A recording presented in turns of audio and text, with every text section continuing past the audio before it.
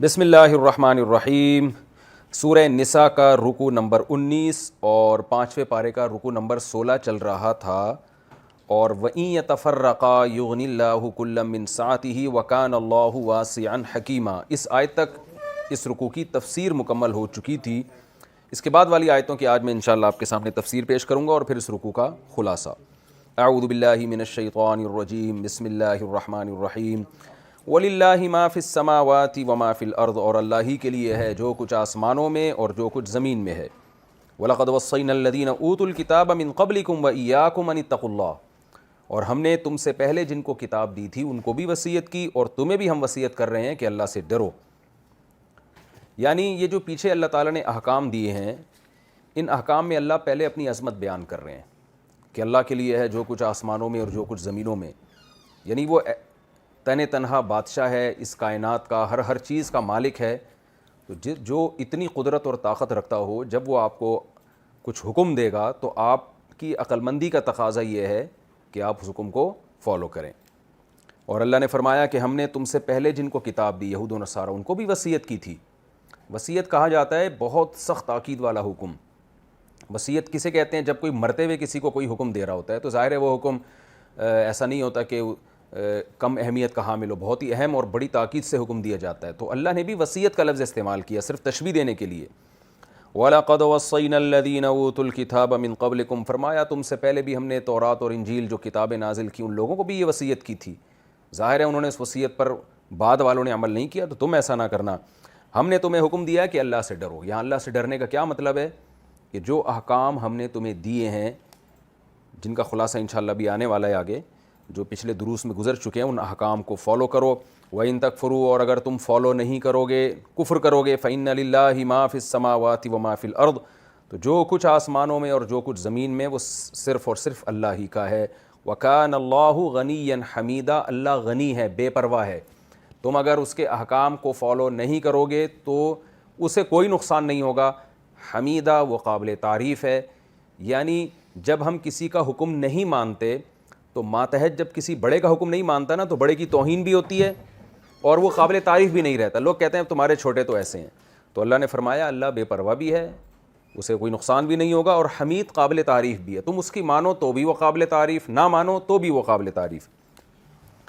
پھر فرمایا دوبارہ اللہ نے اپنی عظمت کا تکرار کیا، وَلِلَّهِ مَا فِي السَّمَاوَاتِ وَمَا فِي الْأَرْضِ، بھائی اللہ کے لیے جو کچھ آسمانوں میں اور زمین میں، وَكَفَى بِاللَّهِ وَكِيلًا، اور کافی ہے اللہ کارساز کے اعتبار سے۔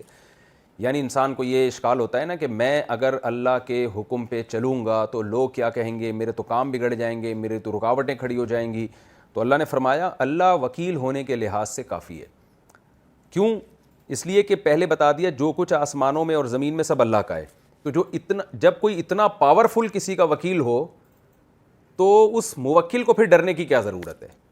آپ نے دیکھا ہوگا نا آج بہت سے سیاستدان بڑی کرپشن کرتے ہیں، سب کچھ کرتے رہتے ہیں، ان سے کہا جائے کہ بھائی تم ایسا نہ ہو کہ عدالت تمہیں گھسیٹ لے، تو وہ کہتے ہیں ہم نے بڑا خاندانی قسم کا وکیل رکھا ہوا ہے، وہ ایسا ماہر ہے نا کہ وہ ہمارے کچھ نہ کچھ بنا دے گا۔ وہ جج کے سامنے ہوتے ہیں بڑے بڑے جو کرپٹ لوگ ہوتے ہیں، ان کے وکیل بھی بڑے اپر لیول کے ہوتے ہیں کہ بھئی وہ وکیل ہمارا کام بنا دیں گے، عدالت میں کہیں نہ کہیں کوئی شک نکال دیں گے کسی کتاب سے۔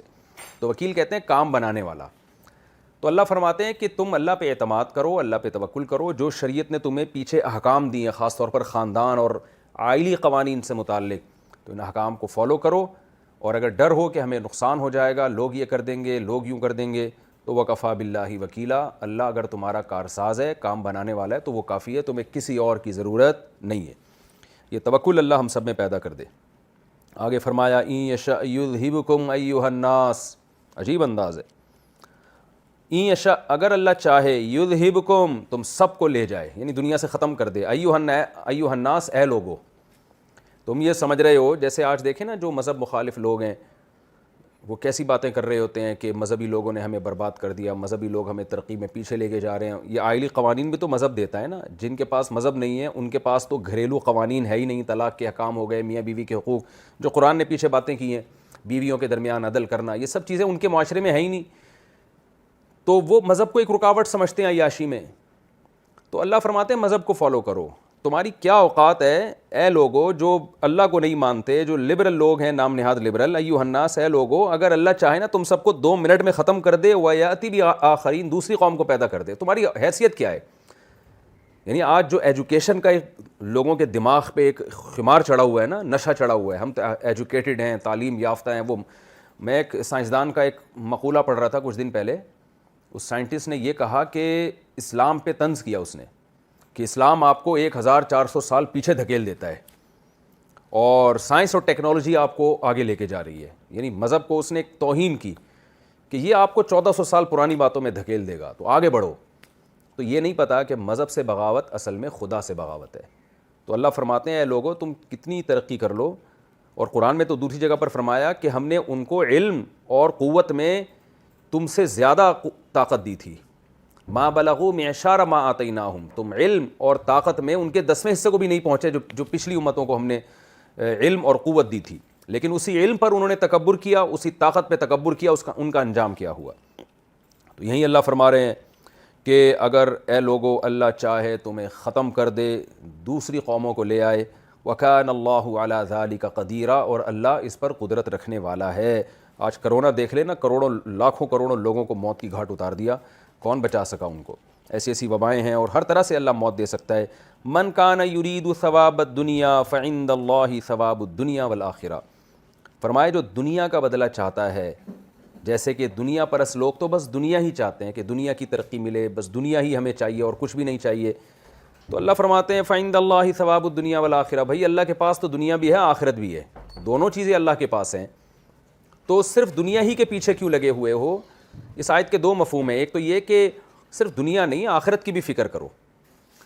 دیکھیں آج جو مذہب مخالف لوگ اسلام کی مخالفت کرتے ہیں, وہ ایک بہت بڑا ان میں ٹیکنیکل فالٹ کیا ہوتا ہے کہ وہ صرف اس دنیا کو فوکس کر رہے ہوتے ہیں, دنیا کی ترقی.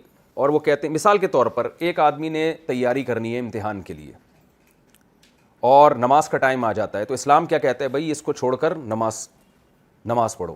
اب ظاہر ہے نماز میں جو ٹائم وہ لگائے گا وہ امتحان کی تیاری میں نہیں ہو سکتا, اس بات کا امکان ہے کہ وہ امتحان کی تیاری میں پیچھے رہ جائے. یا ایک اور آسان مثال, ہمارے آج کل ایک جدید پروفیسر ہے, وہ کہتے ہیں کل اگر آپ نے پیپر دینا ہے اور آج پیپر کی تیاری کرنی ہے تو آپ رمضان کا روزہ چھوڑ سکتے ہیں, جو کہ 100% غلط ہے. کیوں؟ تاکہ آپ پیپر کو اچھی طرح سے حل کر سکیں. لیکن اسلام کیا کہتا ہے کہ آپ رمضان کا روزہ سوائے بیماری اور سفر کے علاوہ نہیں چھوڑ سکتے. وجہ کیا ہے کہ ایک پیپر کل ہے اور ایک پیپر قیامت کے دن بھی ہے, تو اس کی بھی تیاری کرنی ہے آپ نے. تو دنیا پرست لوگوں سے ایک بہت بڑی غلطی کیا ہو رہی ہوتی ہے کہ وہ چونکہ اس دنیا کو اصل سمجھتے ہیں, لہذا اسی کی ترقی کو سب کچھ سمجھتے ہیں وہ. تو اللہ نے فرمایا ان لوگوں کی اصلاح کے لیے کہ ترقی میں آخرت کو بھی سامنے رکھو, صرف یہ دنیا نہیں ہے. اگر مذہب کی مخالفت کر کے بالفرض کوئی ترقی کر لیتا ہے تو اللہ کی نظر میں یہ ترقی نہیں ہے. تو اس لیے اللہ نے فرمایا کہ جو دنیا کی نیت کرتا ہے دنیا کے بدلے کی, تو اسے چاہیے کہ یہ سوچے کہ اللہ کے پاس صرف دنیا نہیں ہے بلکہ آخرت بھی ہے. ایک تفسیر تو اس آیت کی ہے. ایک تفسیر یہ ہے کہ جو عبادت کر کے دنیا چاہتا ہے, یعنی کچھ کام ایسے ہوتے ہیں کہ اس میں ہم دنیا کی نیت بھی کر سکتے ہیں, آخرت کی نیت بھی. مثال کے طور پر ایک آدمی کھانا کھا رہا ہے اور وہ کھانے میں اللہ کو راضی کرنے کی نیت نہیں کرتا, ثواب کی نیت نہیں کرتا, بلکہ وہ پیٹ بھرنے کی نیت کرتا ہے, مزے اور لذت کی نیت کرتا ہے, تو یہ جائز ہے بالکل, کوئی گناہ نہیں ملے گا اس کو. لیکن اگر وہ نماز پڑھتا ہے اور نیت صرف دنیا کی کرتا ہے کہ مجھے ایک ذہنی سکون ملے گا اور تھوڑی ورزش ہو جائے گی, تو یہ گناہ ہے. اس لیے کہ کچھ کام دنیا میں ایسے ہیں جو آخرت کے لیے کیے جاتے ہیں, دنیا کا فائدہ اس میں جزوی طور پر ضمنی طور پر ہوتا ہے, نیت اصل میں آخرت ہوتی ہے اس میں. تو ایسے کاموں میں اگر دنیا کی نیت کریں گے آخرت کی نہیں کریں گے تو وہ ناجائز بن جائیں گے وہ کام. اور کچھ کام ایسے ہوتے ہیں جو مباح کام ہیں, جو عبادت کے زمرے میں نہیں آتے, اس میں اگر آپ دنیا کی نیت بھی کرتے ہیں تو کوئی گناہ نہیں ہے, لیکن اگر اس میں آخرت کی نیت کر لیتے ہیں تو نہ صرف یہ کہ گناہ نہیں ہے بلکہ آپ کو ثواب بھی ملتا ہے اس میں. جیسے کوئی کھانا کھاتا ہے تو نیت یہ کر لے کہ بھائی پیٹ بھی بھرے گا, لذت بھی حاصل ہوگی, تو اس سے جسم میں طاقت بھی آئے گی, اس سے میں خیر کے کام کروں گا, اللہ کے شکر کی توفیق ملے گی مجھے, تو یہی کھانا عبادت بن جائے گا اس کا. تو بعض علماء کہتے ہیں اس آیت کا مطلب یہ ہے کہ عبادت جو خالصتاً آخرت کے لیے کی جاتی ہے, اللہ ان لوگوں کو تنبیہ کر رہے ہیں کہ جو دنیا کا ثواب چاہتا ہے, دنیا کا بدلہ چاہتا ہے, یعنی عبادت کر کے, تو اسے چاہیے کہ یہ سوچے کہ اللہ کے پاس دنیا کا ثواب بھی ہے اور آخرت کا, اور ظاہر ہے آخرت بہتر ہے, دوسرے مقام پہ آتا ہے. تو اس کو یہ بتایا جا رہا ہے کہ جب اللہ کے پاس ایک قیمتی چیز بھی ہے یعنی آخرت، تو اس آخرت کی نیت کیوں نہیں کر رہے، دنیا کی کیوں کر رہے ہو؟ تو دونوں تفسیریں ہو سکتی ہیں۔ آگے فرمایا وَكَانَ اللَّهُ سَمِيعًا بَصِيرًا، اللہ تعالیٰ ہے سننے والا اور دیکھنے والا، وہ سن بھی رہا ہے تمہاری باتوں کو، تمہارے عمل کو دیکھ بھی رہا ہے، لہذا اگر تم دنیا کے متلاشی ہو تو آخرت کی تلاش بھی کیا کرو، اور عبادت میں صرف آخرت کی نیت کیا کرو، دنیا کی نیت عبادت میں اصل نہیں ہونی چاہیے۔ یہ تو اس رکوع کی تفسیر مکمل ہو گئی، میں اس کا خلاصہ پیش کر کے آگے چلتا ہوں۔ یہ رکوع شروع ہوا تھا، یعنی رکوع نمبر 19 اور 16، یہ شروع ہوا تھا وَيَسْتَفْتُونَكَ فِي النِّسَاءِ۔ تو اس رکوع میں ہمیں سب سے پہلے نمبر پہ سبق ملتا ہے وَيَسْتَفْتُونَكَ فِي النِّسَاءِ۔ صحابہ میں سے بعض لوگوں نے خواتین کے حقوق کے بارے میں پوچھا اور یتیم بچوں کے حقوق کے بارے میں، حالانکہ ان کے حقوق کی تفصیل پہلے نازل ہو چکی تھی، لیکن دوبارہ پوچھا، شاید یعنی اس امید پر شاید وہ حکم منسوخ ہو گیا ہو یا وہ حکم وقتی طور پر ہو۔ اللہ نے کیا فرمایا؟ وَمَا يُتْلَىٰ عَلَيْكُمْ فِي الْكِتَابِ، اللہ نے فرمایا وہی حکم ہے جو پہلے کتاب میں پڑھ کے سنا دیا گیا ہے۔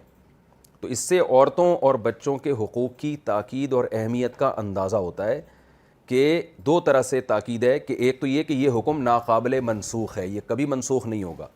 نمبر دو، ہر حکم ہی ایسا ہوتا ہے جب تک منسوخ نہ ہو تو وہ، جب تک اللہ اس کو یہ نہ بتائیں کہ منسوخ ہو چکا ہے تو اس وقت تک وہ واقعی منسوخ نہیں ہوتا۔ لیکن ان آیتوں کو الگ سے لانا، اس میں اور زیادہ تاکید ہے کہ اللہ کی نظر میں یہ اتنا اہم حکم ہے کہ اللہ اس کو دوبارہ ریپیٹ کر رہے ہیں، اور ریپیٹ میں بھی اشارہ نہیں کیا، ان آیتوں کو بھی گویا دوبارہ سے بیان کر دیا۔ کیسے بیان کیا؟ اتنا لمبا، وما یتلیٰ علیکم فی الکتاب، وہ جو تم پر کتاب میں آیتیں تلاوت کی گئی ہیں، فی یتامی النساء، یتیم بچیوں کے بارے میں جن کو تم پورا مہر نہیں دیتے اور ان سے نکاح نہیں کرتے اور کسی اور سے بھی کرنے نہیں دیتے، اور کمزور بچوں کے بارے میں جو احکام نازل ہوئے، اور یہ جو اللہ نے تمہیں پہلے بتایا ان تقوموا الیتامی بالقسط، یتیموں کے ساتھ انصاف کیا کرو۔ تو دیکھیں، یعنی صرف اتنا نہیں کہ اللہ نے اشارہ دے دیا کہ وہ جو پیچھے آیتیں نازل ہوئی ہیں وہی حکم باقی ہے، نہ، بلکہ ان آیتوں کو دوبارہ سے جزوی طور پر ریپیٹ کیا گیا ہے۔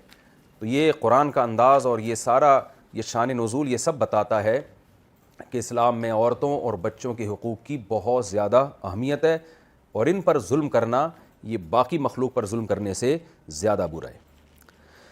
پھر اسی میں اللہ تعالیٰ نے پھر آگے جو اللہ نے فرمایا وَمَا تَفْعَلُوا مِنْ خَيْرٍ فَإِنَّ اللَّهَ كَانَ بِهِ عَلِيمًا، اس میں بتایا کہ نہ صرف یہ کہ تم نے ظلم کرنا ہے بلکہ ان پر احسان کرنا ہے۔ کیوں؟ تم کوئی بھی نیکی کا کام کرو گے اللہ اس سے باخبر ہے۔ تو عورتوں اور بچوں کے ساتھ اچھا سلوک کرو گے تو گورنمنٹ شاید تمہیں کچھ نہ دے، خاندان کچھ نہ دے، لیکن اللہ کی طرف سے تمہیں اس پر اجر ملے گا۔ یہ دوسرا علمی نقطہ ہمیں اس سے پتہ چلا۔ تیسری بات کیا اس رکوع میں ہمیں پتہ چلی کہ اگر میاں بیوی میں جھگڑے ہو رہے ہیں اور شوہر کی طرف سے زیادتی ہو، اور زیادتی بئی معنی ہو کہ شوہر اہمیت نہیں دے رہا بیوی کو یا حقوق ادا نہیں کر رہا، تو اور عورت کو طلاق لینے میں نقصان ہے۔ بعض دفعہ یہ ہوتا ہے طلاق لینے کے بعد وہ اور زیادہ رل جائے گی، تو پھر روز روز کے جھگڑوں سے بہتر ہے کہ کمپرومائز کا راستہ اختیار کریں۔ عورت یہ کہے کہ ٹھیک ہے مجھے کچھ حقوق دے دیں اور باقی حقوق میں معاف کرتی ہوں، تاکہ طلاق تک نوبت نہ آئے، تو یہ بھی جائز ہے۔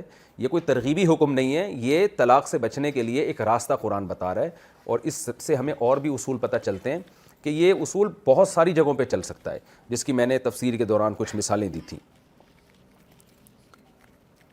اور اس میں اللہ نے یہ بھی بتا دیا ان تحسنوا وتتقوا فإن الله كان بما تعملون خبيرا، مردوں کو ترغیب دی ہے کہ صلح کی طرف جانے کی کوشش نہ کرو، بلکہ کوشش یہ کرو کہ احسان کرو، اور عورت کے حقوق کے معاملے میں تتقوا یعنی اس پہ ناانصافی سے بچو، یعنی یہاں تک نوبت نہیں آنی چاہیے۔ کیوں؟ اگر تم ظلم سے بچو گے اور بیوی پر کے ساتھ اچھا سلوک کرو گے تو اللہ تمہارے عمل سے باخبر ہے۔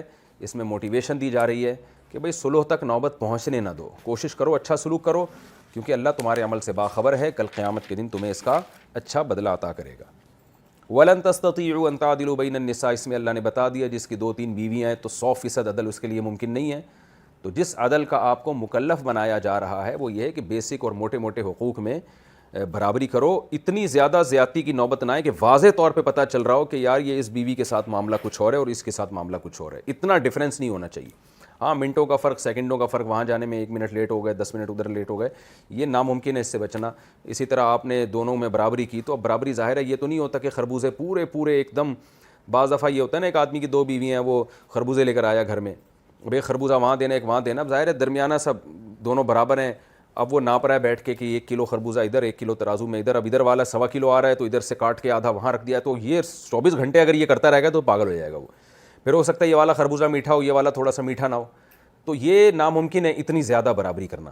تو اس میں یہ ہے کہ بھئی آپ یہاں بھی لے آئیں وہاں بھی لے آئیں، آپ جان بوجھ کر یہ نہ کریں کہ اس والی بیگم کو میٹھا خربوزہ کھلا رہے ہیں، اس والی کو پھیکا. تھوڑی بہت اونچ نیچ آپ کے یعنی ولو حرس، تم قرآن کہہ رہے ہیں تم کوشش بھی کرو گے نا، ہرس کہتے ہیں لالچ کو، یعنی تم تو پوری ہرس کرو گے کہ بالکل برابری ہو، پھر بھی 100% ممکن نہیں ہے. تو اس سے بھی پتہ چلتا ہے کہ صحابہ کوشش، یعنی ہرس کہتے ہیں لالچ، یعنی صرف کوشش نہیں، اس کے حریص ہوتے تھے، لالچ ہوتی تھی کہ 100% برابری ہو. اس کے باوجود اگر پوری طور پر نہیں ہو پا رہی تو وہ معاف ہے. آپ اپنی طرف سے وہ نہ کریں کہ جیسے کہ آج کل لوگ کر رہے ہوتے ہیں، ایک کی طرف بہت زیادہ جھکاؤ ہو جاتا ہے، یہ نہ کریں. تو اسی میں ہمیں صحابہ کی حرص کا بھی پتہ چلتا ہے کہ وہ کوشش بہرحال یہی کرتے تھے کہ 100% برابری ہو، اور ہمیں بھی یہی کوشش کرنی چاہیے کہ 100% برابری ہو. لیکن اگر تھوڑی بہت اونچ نیچ ہو جائے تو وہ اللہ کی طرف سے انشاءاللہ معاف ہے. لیکن اللہ نے اس میں بھی فرمایا کہ اصلاح کی کوشش کرو، اور تتقو، ڈرو تم اللہ سے، یا بیوی پہ ظلم کرنے سے ڈرو. آگے اللہ نے فرمایا صلح کی تمام کوششیں ناکام ہو جائیں تو وہیں یتفرقا، پھر یہ نہیں کہ دونوں ایک دوسرے کا سر پھٹولتے رہیں. تو تیسرے علمی نقطے کی بات یہ پتہ چلتی ہے کہ اگر دونوں میں علیحدگی کر دی جائے تو اللہ دونوں کو ایک دوسرے سے غنی کر دے گا. اس میں آج ہم نے دیکھا ہے کہ میاں بیوی میں علیحدگی ہوتی ہے تو دونوں ایک دوسرے کو یاد کر کے 3 طلاقیں میں علیحدگی ہے تو پھر تو مل بھی نہیں سکتے، یا اگر 3 طلاقوں سے کم ہے، 1 طلاق ہے یا 2 طلاقوں سے نکاح ختم کیا ہے، تو بعض دفعہ شوہر طلاق دے چکا ہوتا ہے لیکن بیوی پھر عدت کے بعد کہیں اور شادی کرتی ہے، پھر یہ ساری زندگی بیٹھ کے اس کو روتا رہتا ہے، ہائے ہائے میری بیوی تھی، میں اس کو میرے کبھی دل سے نہیں نکل سکتی. تو یہ غلط ہے، اتنا زیادہ اپنے سر پہ مسلط نہیں کرنا چاہیے. بعض دفعہ عورت شوہر کو یاد کر کے روتی رہتی ہے، تو علماء یہ کہتے ہیں کہ اللہ نے یہ دل جو ہے صرف اپنی ذات کے لیے، اپنی یاد کے لیے بنایا ہے، اس کو کسی اور کے ساتھ بہت زیادہ مشغول نہ کیا جائے. ایک بڑے بزرگ کا میں نے واقعہ سنا، انہوں نے بیان کے دوران یہ بات بتائی اور بڑی پیاری بات بتائی. انہوں نے کہا میرے مریدین مجھے خط لکھتے ہیں کہ ہماری بیوی ہمیں چھوڑ کے چلی گئی، یعنی 1 طلاق دی ہوگی انہوں نے، یا کہیں آپس میں کوئی ہوا ہوگا، کوئی بہرحال علیحدگی ہو گئی کسی شرعی طریقے سے، تو اب ہمیں بہت یاد آتی ہے، وہ واپس نہیں آتی. تو وہ بزرگ نے کہا کہ میں ان مریدوں کو کہتا ہوں دیکھو تم نے واپسی کی کوشش کر لی، بس اس سے زیادہ کہ تم مکلف نہیں. اب اس کو یاد کر کے کہ رو نہیں، کیونکہ اس سے دین کا بڑا نقصان ہوتا ہے. آپ سمجھ لیں کہ یہ دل اللہ نے صرف اپنی یاد کے لیے پیدا کیا ہے. جب تک بیوی تھی آپ نے محبت دی، آپ نے محبت سے اس کو رکھا، اب نہیں بنی، علیحدگی ہو گئی تو اس کو دل سے نکال دو، اب نامحرم بن گئی آپ کے لیے. کیونکہ بہرحال ایک دن مرنا ہے، قبر میں جانا ہے، مٹی ہو کے سب نے ختم ہونا ہے. تو مسافر خانے میں اتنی دل لگیاں یہ ہماری صحت کے لیے بھی نقصان دہ ہیں اور ہمارے ایمان کے لیے بھی. تو اور پھر انہوں نے فرمایا کہ میں ایسے لوگوں کو موٹیویٹ کرتا ہوں کہ دیکھو غیرت مند آدمی اس عورت کو تو یاد رکھتا ہے جو آپ کے ساتھ وفا کرے، جو وفا نہ کرے اس کو یاد نہیں رکھتا، وہ اس کو بھول جاتا ہے. وہ اگر تمہاری بیوی وفادار ہوتی تو وہ بھی تمہیں ایسے یاد کر رہی ہوتی، وہ تو یاد کر نہیں رہی، تبھی تو وہ کہیں اور شادی کر رہی ہے. جب وہ یاد نہیں کر رہی ہے تو تم کیوں اس کے پیچھے رو رہے ہو؟ تو فرماتے تھے کہ یہ غیرت کے خلاف ہے. اور پھر یہ حدیث پیش کی ان عالم نے کہ نبی نے فرمایا تزوج الودود الولود، ایسی عورت سے نکاح کرو جو اولاد بھی کثرت سے دے اور محبت بھی زیادہ کرتی ہو. تو وہ اگر زیادہ تم سے محبت کر رہی ہوتی تمہیں چھوڑ کے کیوں جاتی؟ تو یہی حال دوسری طرف بھی ہونا چاہیے. اگر مرد نے چھوڑ دیا عورت کو، 3 طلاقیں دے دی ہیں، وہ عورتیں روتی رہتی ہیں ساری زندگی، ہائے میرا میاں. تو میں ان عورتوں سے کہتا ہوں اتنا پیارا میاں ہے تو 3 طلاقیں دی کیوں اس نے، تمہیں چھوڑا کیوں؟ یہ چھوڑنا اس کی علامت ہے کہ بھائی اس کے دل میں نہیں ہے آپ سے وفا، تو کیوں ایسے میاں کو یاد کر رہی ہو؟ تو ہمیں اللہ نے دل دیا ہے، ایک دل دیا ہے، اس میں اتنی ساری محبتوں کو ہم جمع نہیں کر سکتے. تو اس محبت کو اللہ کے لیے رکھیں اور غیرت مند لوگوں سے محبت کیا کریں. عورت ایسے شوہر سے محبت کرے جو اس کی کڑوی کسیلی برداشت کرے، اس کو چھوڑے نہیں، وفا کرے اس کے ساتھ. چھوڑ دیا تو دفع ہو یہاں سے، ایسی کی تیسی، تمہاری کیوں یاد کر کے روئیں بھائی کسی کو. اور بیوی آپ کو چھوڑ چھاڑ کے بھاگ گئی، آپ نے اپنی طرف سے پوری کوشش کر لی منانے کی، تھوڑے بہت اختلافات تو ہر جگہ ہوتے ہیں، پوری کوشش کر لی پھر بھی نہیں آ رہی تو بھائی چھوڑو یار. وفاداروں سے وفا بھی کرو اور ان سے محبت بھی کرو. جو بے وفا لوگ ہیں ان کے سے ٹائم ویسٹ نہ کرو اپنا، یہ مرد کی مردانگی کے اور مروت کے بہرحال خلاف ہے. تو اللہ نے بھی فرما دیا وہیں یتفرقا، اگر دونوں علیحدگی اختیار کر لیتے ہیں، یغنی اللہ کلا من سعتہ، اللہ دونوں کو ایک دوسرے سے بے پرواہ کر دے گا. اس کو کوئی آپ اس سے اچھا مل جائے گا اور اس کو اس سے اچھی مل جائے گی، جو ملی ہوئی ہے اس سے پھر دل لگاؤ. ایک صاحب نے مجھے بتایا کہ میری بیوی بڑی خوبصورت تھی اور ہماری انبن ہو گئی، اور میں نے اس کو میرے ساتھ رہنا نہیں چاہتی تھی، طلاق مانگتی تھی، بہت میں نے سمجھایا بجھایا، بالآخر اس کے طلاق مانگنے پر میں نے اس کو چھوڑ دیا. جب میں نے دوبارہ شادی کی تو وہ اتنی خوبصورت نہیں تھی، اور ہوا یہ کہ پھر جو مجھے اب پہلی والی یاد آ رہی ہے. تو میں نے کہا یہ غیرت کے خلاف ہے. کتنی حسینہ ہو، جب وہ تمہارے ساتھ رہنا نہیں چاہتی تھی اور طلاق لے کے الگ ہو گئی تم سے، تو اس کو یاد کرنا یہ مرد کی مردانگی کے خلاف ہے۔ یہ میں واقعات اس لیے سمجھاتا ہوں تاکہ آیتوں کا اصل مفہوم آپ کی سمجھ میں آئے، قرآن کہنا کیا چاہ رہا ہے، یعنی اسلام ہمارا مزاج کیا بنانا چاہ رہا ہے۔ غیر مسلم تو ہوتے ہیں عشق محبت میں ساری زندگی روتے رہتے ہیں، لیکن اسلام ہمیں ان چیزوں سے منع کر رہا ہے۔ تو اللہ نے فرمایا وَإِن يَتَفَرَّقَا، تو میں نے اس سے کہا اس دوسری سے وفا کرو۔ وہ مجھے کہنے لگا یہ شکل کی اتنی اچھی نہیں ہے، لیکن یہ کہتی ہے میں کبھی سوچ بھی نہیں سکتی کہ آپ مجھے طلاق دیں، اور قدموں میں گر جاتی ہے کہ کچھ بھی ہو جائے اللہ کا واسطہ مجھے نہ چھوڑنا، میں خدمت کروں گی۔ تو میں نے کہا اس سے محبت کرو۔ اللہ کا شکر ہے شروع میں تو اس کو الٹے سیدھے خیالات آتے رہے، مگر اب وہ الحمدللہ اچھی زندگی گزار رہے ہیں، اللہ نے اس کو نیک صالح اولاد دی۔ تو انسان کی عجیب شیطان اس کو پٹیاں پڑھاتا ہے کہ جو آپ کے ساتھ وفا نہیں کر رہے ان سے دل لگی کر رہا ہے، اور جو وفادار ہیں اور جن سے محبت کرنی چاہیے۔ میں نے کہا یہ اب آپ کی وائف ہے، اس سے محبت کرو، اللہ اس سے محبت پہ آپ کو ثواب دے گا، وہ جو چھوڑ کے چلی گئی یا علیحدگی ہو گئی اس سے محبت پہ کوئی ثواب نہیں ملے گا۔ قرآن کہہ رہا ہے وَإِن يَتَفَرَّقَا يُغْنِ اللَّهُ كُلًّا مِّن سَعَتِهِ، تو اگر علیحدگی اختیار کر لیں گے تو اللہ دونوں کو غنی کر دے گا۔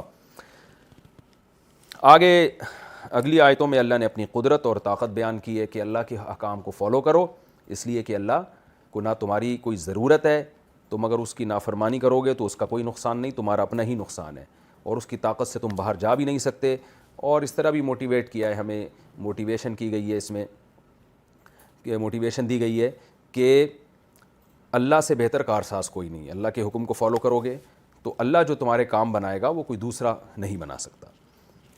آگے چلتے ہیں ہم، میں آپ کے سامنے انشاءاللہ سورہ نساء کا رکوع نمبر 20 اور 5ویں پارے کا رکوع نمبر 17 پیش کروں گا۔ اعوذ باللہ من الشیطان الرجیم، بسم اللہ الرحمن الرحیم۔ حسب معمول اس رکوع کا سب سے پہلے لفظی ترجمہ مختصر گرامر کے ساتھ، پھر اس کی تفصیل، اور پھر آخر میں خلاصے کے طور پر علمی نکات۔ اعوذ باللہ من الشیطان الرجیم، بسم اللہ الرحمن الرحیم۔ یا ایھا الذین آمنوا، اے لوگو جو ایمان لائے ہو، کونوا ہو جاؤ، قوامین بالقسط انصاف کے ساتھ قائم، قوامین قائم، بالقسط قسط انصاف کو کہتے ہیں، شہدائی اور گواہ بن جاؤ، للہ اللہ کے لیے، ولو اگرچہ علی انفسکم تمہارے اپنے نفسوں کے خلاف ہی کیوں نہ ہو، اوی الوالدین یا والدین کے خلاف کیوں نہ ہو، والاقربین یا رشتہ داروں کے خلاف کیوں نہ ہو، یعنی تم انصاف کے ساتھ قائم رہو اور گواہ بنو اللہ کی رضا کے لیے۔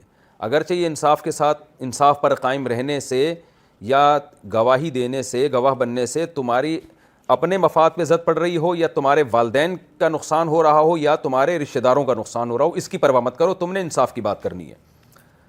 این یکن اگر ہوگا وہ سے مراد وہ جس کے خلاف گواہی دے رہے ہو تم، یا انصاف کی بات جس کے اگینسٹ جا رہی ہے، اس کے بارے میں اللہ فرماتے ہیں اگر ہوگا وہ غنیًا مالدار ہوگا، او فقیراً یا غریب ہوگا، فاللہ اولا بہما تو اللہ ان دونوں کا یعنی غنی اور فقیر کا زیادہ حقدار ہے۔ اولا کا معنی ہوتا ہے قریب، یہ ایک کمپیریٹیو ڈگری ہے، اولا اصل میں اولیو تھا، ازربو کی طرح، ازربو دوسرے کے مقابلے میں زیادہ مارنے والا، اولا دوسرے کے مقابلے میں زیادہ قریب، یعنی اللہ سب کے مقابلے میں، دوسروں کے مقابلے میں ان کے زیادہ قریب ہے۔ جب اللہ ان کے زیادہ قریب ہے تو تم ان فقیر یا غنی کی خاطر انصاف سے نہ ہٹو، بلکہ اللہ کو ان کی زیادہ پرواہ ہے تم سے زیادہ، تو تم اللہ سے آگے نہ نکلو، تمہیں جو اللہ کہہ رہا ہے وہ کرو، یعنی گواہی دو چاہے ان کے خلاف جا رہی ہو۔ فلا تتبعوا الہوا، ہوا خواہشات کو کہتے ہیں، حرص و ہوا کا لفظ سنا ہوگا آپ نے، بس خواہشات کی پیروی مت کرو، ان تعدلوا کہ تم ظلم کرنے لگو۔ دیکھیں عدل کا معنی عدل یعدل عدلاً، یعنی عدل یعدل کا مصدر جب عدل آتا ہے تو اس کا معنی انصاف کرنا، اور عدل یعدل عدولاً کا معنی ہوتا ہے ظلم کرنا، جیسے کہتے ہیں نا حکم عدولی، یعنی انصاف سے ہٹنا، کہتے ہیں اس نے حکم عدولی کی ہے، کیا مطلب حکم اور انصاف سے ہٹ گیا ہے وہ، تو یہ عدول سے ہے، تعدل عدل سے نہیں ہے۔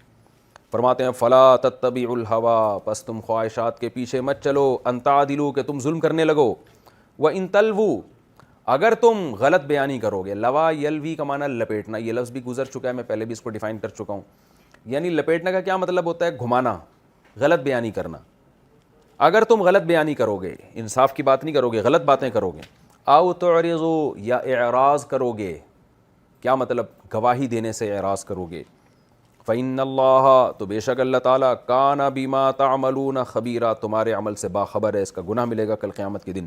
یا ایھا الذین آمنوا اے لوگو جو ایمان لائے ہو، آمنوا باللہ ایمان لاؤ اللہ پر، ورسولہ اس کے رسول پر، والکتاب اور اس کتاب پر، الذی نزل علی رسولہ جو نازل کی ہے اس نے اپنے رسول پر، والکتاب الذی انزل من قبل اور اس کتاب پر بھی جو اس نے پہلے نازل کی ہے، ومن یکفر باللہ اور جو انکار کرے گا اللہ کا، وملائکتہ اس کے فرشتوں کا، وکتبہ اس کی کتابوں کا، ورسلہ اور اس کے رسولوں کا، والیوم الآخر اور آخرت کے دن کا، فقد ضل تو تحقیق وہ گمراہ ہو گیا، ضلالا بعیدا بہت دور کی گمراہی، دور سے مراد حق سے دور، بعیداً عن الحق۔ ان الذین آمنوا بے شک وہ لوگ جو ایمان لائے، ثم کفروا پھر کافر ہو گئے، ثم آمنوا پھر ایمان لائے، ثم کفروا پھر کافر ہو گئے، ثم ازدادوا کفرا، ازدادوا اصل میں تھا ازتیادوا، ازتیاد اکتساب کی طرح، تو ازتیاد کو پڑھتے ہیں ازدیاد زیادہ ہونا، تو ازتیادوا اکتسبوا کی طرح تھا تو پڑھا جاتا ہے ازتیادوا کو پڑھا جاتا ہے ازدیادوا پھر ازدادوا، یعنی اس طرح سے یہ لفظ چینج ہوا ہے۔ ثم ازدادوا پھر وہ زیادہ ہو گئے، کفراً کفر کے اعتبار سے، یعنی ان کے کفر میں اور اضافہ ہو گیا۔ لم یکون اللہ نہیں ہے اللہ تعالیٰ ایسا، لیغفر لہم کہ ان کی مغفرت کر دے، ولا اور نہ اللہ ایسا ہے لیہدیہم کہ ان کو رہنمائی کرے، سبیلاً راستے کی، یعنی ان کو سیدھا راستہ بھی اللہ کبھی نہیں دکھائے گا۔ بشر المنافقین خوشخبری دے دیں آپ منافقین کو، بِأَنَّ لَهُمْ اس بات کی کہ ہے ان کے لیے عذاباً علیما دردناک عذاب، الذین یہ وہ منافقین ہیں، یتخذون الکافرین کہ یہ ٹھہراتے ہیں کافروں کو، اولیاء دوست، ولی کی جمع، من دون المؤمنین مومنین کو چھوڑ کر، یبتغون کیا یہ لوگ یبتغون تلاش کرتے ہیں، اٹھانا ان تبتغوا باموالکم ابتغاء تلاش کرنا، کیا یہ لوگ تلاش کرتے ہیں عندہم ان کافروں کے پاس العزہ عزت تلاش کرتے ہیں، فإن العزۃ للہ جمیعا تو بے شک عزت تو صرف اللہ کے لیے ہے، تمام کی تمام عزت وہ تو اللہ کے لیے ہے، اللہ اس کا مالک ہے۔ وقد نزل علیکم اور تحقیق نازل کر چکا ہے وہ، علیکم تم پر، قد جب لگتا ہے نا تو چکا ہے کا معنی، یہ جو آپ نے انگلش میں سنا ہوگا نا present perfect tense, I have done میں یہ کام کر چکا ہوں، تو قد عربی میں اس کے لیے استعمال ہوتا ہے، قد نزل جب ماضی پر داخل ہو، خوب سمجھ لیں، نزل ینزل تنزیلا سبح یسبح تسبیحا کا معنی نزل نازل کرنا، اور جب یہ مضارع پر داخل ہوتا ہے تو یہ تقلیل کا معنی دیتا ہے، قد یضرب کبھی کبھی وہ مارتا بھی ہے، تو یہ بھی ایک اس کا معنی آتا ہے، لیکن جب مضارع پر ہو، ماضی پر ہوگا تو پریزنٹ پرفیکٹ کے معنی میں ہوگا۔ وَقَدْ نَزَّلَ عَلَيْكُمْ فِي الْكِتَابِ جبکہ وہ نازل کر چکا ہے تم پر کتاب میں، ان یہ بات کہ اذا سمعتم ضربتم کی طرح، اذا سمعتم آیات اللہ کہ جب تم اللہ کی آیات سنو، کیسے سنو، یکفروا بہا کہ ان آیتوں کا انکار کیا جا رہا ہے، جب تم اللہ کی آیات اس طور پہ سنو کہ ان آیتوں کا محفل میں انکار کیا جا رہا ہے، وَيُسْتَهْزَأُ پیسو وائس یستخرجو کی طرح، اور مذاق اڑایا جا رہا ہے، استہزاء کیا جا رہا ہے بہا ان آیتوں کا، فَلَا تَقْعُدُوا مَعَهُمْ تو مت بیٹھو معہم ان لوگوں کے ساتھ، قعد یقعد قعوداً بیٹھنا، حتیٰ جب تک کہ یخوضوا وہ گھس جائیں، خاض یخوض خوضاً کا معنی گھس جانا یا مشغول ہو جانا، یہاں تک کہ وہ مشغول ہو جائیں فی حدیث بات میں غیر ہی اس کے علاوہ کسی اور بات میں جب تک وہ مشغول نہیں ہو جاتے ان کے ساتھ مت بیٹھو، انکم بے شک تم، اذن تنوین یہ حذف ایک جملہ حذف ہے اس کے عوض میں، جیسے پہلے بتا چکا ہوں، اذن از کانا کذا، یعنی اذن کا مطلب ہوتا ہے اگر ایسا ہو، انکم اذن بے شک تم، اذن اگر ایسا ہو کا کیا مطلب، جو اللہ کی آیات کا مذاق اڑا رہے ہیں اور اس کا انکار کر رہے ہیں، اگر ایسا ہو کہ تم ان کے ساتھ بیٹھے رہے اس موقع پر بھی، تو مثلہم تم بھی انہی کی مثل ہوگے۔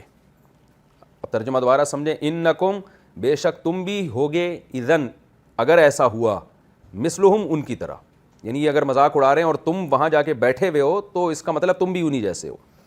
ان اللہ بے شک اللہ تعالیٰ جامع المنافقین والکافرین جمع کرنے والے ہیں منافقوں اور کافروں کو، فی جہنم میں جمیعاً سب کو اللہ جہنم میں جمع کریں گے، الذین یہ وہ منافق ہیں، یتربصون بکم جو تمہارے انتظار میں رہتے ہیں، تربص کا معنی ہوتا ہے انتظار کرنا، جیسے کہ سورہ بقرہ میں آیتیں تھیں نا، والذین یتوفون منکم ویذرون ازواجا یتربصن بانفسہن اربعۃ اشہر وعشرا، کہ جن عورتوں کے شوہر مر جائیں یتربصن، وہ انتظار کریں گی 4 مہینے 10 دن. تو تربص انتظار کو، ٹوہ میں لگنے کو، تعاقب کو، ان چیزوں کو کہا جاتا ہے. یہ منافق وہ ہیں الذین یتربصون بکم، جو تمہارے انتظار میں رہتے ہیں، یعنی غور میں لگے رہتے ہیں. کس انتظار میں؟ آگے اس کی تفصیل آ رہی ہے. فَإِن كَانَ لَكُمْ فَتْحٌ مِّنَ اللَّهِ، بس اگر ہو تمہیں اللہ کی طرف سے فتح، اللہ کی طرف سے کامیابی مل گئی، جنگ میں جیت گئے، قالوا، تو کیا کہتے ہیں؟ الم نکم معکم، کیا نہیں ہیں ہم لوگ معکم تمہارے ساتھ، ہم بھی تو آپ لوگوں میں ہی ہیں. وَإِن كَانَ لِلْكَافِرِينَ نَصِيبٌ، اور اگر کافروں کا کوئی حصہ ہو جنگ میں، یعنی فتح ان کو ہو، قالوا، تو کافروں کے پاس آ کے کہتے ہیں الم نستحوذ علیکم، کیا ہم تم پر غالب نہیں آ گئے تھے؟ یعنی ہم تو مسلمانوں کے ساتھ لڑ کے تم پر غالب آنے والے تھے، اس کے باوجود تم جیتے ہو. کیوں جیتے ہو؟ اس لیے کہ ہم نے جنگ کا پلٹا جو ہے نا، پلٹ دیا ہم نے.